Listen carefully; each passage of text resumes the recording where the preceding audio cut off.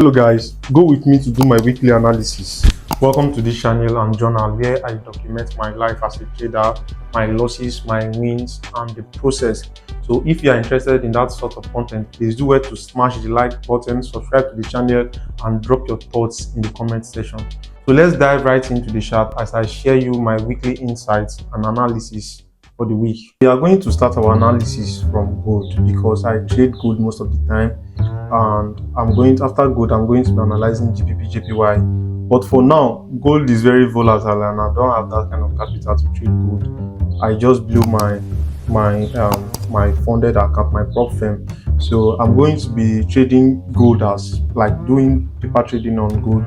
Then GBP JPY I'm going to be trading it live with let me say $20. Then because I'm still planning to buy other prop firm that I can be documenting my problems. So I'm going to be trading GBP JPY with $20 to see how we go this week, because it's been long I trade currency pair. So I'm going to be analyzing gold, then GBP JPY. So let's start our analysis from the 1 week time frame. Okay, now let's zoom out to see gold, to see the swing structure of gold. Looking at the swing structure of gold, gold has been bullish for a very long time now. Gold has been bullish, but recently it has been so impulsive. You understand? Gold has been so impulsive. If you look at it since August 2025, it has been bullish, very bullish, without deep retracements. So, and currently now we just had one bearish candle last week. So does that mean that we are going to have another bearish candle? With my few years of experience, understand, and the way I've back tested gold, this structure you are seeing here normally happens in the 1 hour time frame, then in the 4 hour time frame. Looking at the chart now, I'm anticipating the next candle to be bullish, not bearish. Understand? Gold just gets to a open and close zone. And what gold normally do, if you check 4 hour time frame, things like this occur even in the 1 hour time frame. When trend is impulsively bullish like this, you are not expecting a deep pullback. Rather, you are looking for where it will mitigate to bounce off or continue the trend. So now it has mitigated this open and close in weekly. That's why we have this rejection to the upside. Now I'm anticipating the next candle to be bullish to engulf this whole candle. I'm expecting this week candle to come to 4382.49. That is my target for the week. Swing structure wise, we are bullish. Then let's go to our daily time frame.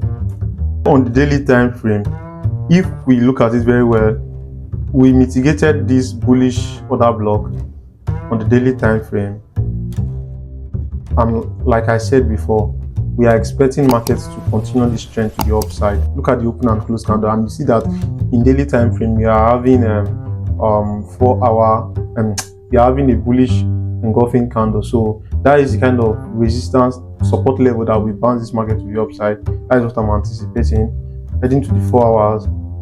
Here in 4 hour, we mitigated this breaker block. Now we are bouncing off, so we are expecting more buys to the upside. But before that happens, we are going to be looking out for gold to break this resistance level and give us some pullback to mitigate some key zones to continue the buy to the upside. That's what we are looking at on gold. So gold is bullish this week. Let's go to GBP JPY. On the weekly time frame on GBP JPY, let's look at the swing structure. As we can see, GBP JPY2 is also bullish. Swing structure wise, GBP JPY is bullish, and it has mitigated this other block here, and we push to the upside. We have the retracement, then it mitigates this other block again here to form double bottom. Now we are anticipating for GBP JPY to break this level here, this 208.084 level. Now also, our previous week closed with a very impulsive bullish candle, so we are still looking for continuation.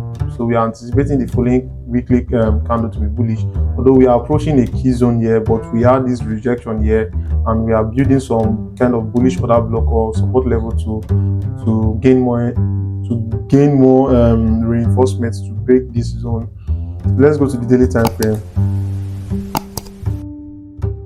Here on the daily time frame, as we can see, we had this gap here. We have this gap that is so impulsive to the upside now, and we are building some structures here, kind of support zone. So we are anticipating gold GBP JPY to come to this point and continue to the upside, or we can still wait for GBP JPY to come to this breakout block, or let me say that gap, that void, let it come to this void and continue the push to the upside to break this zone.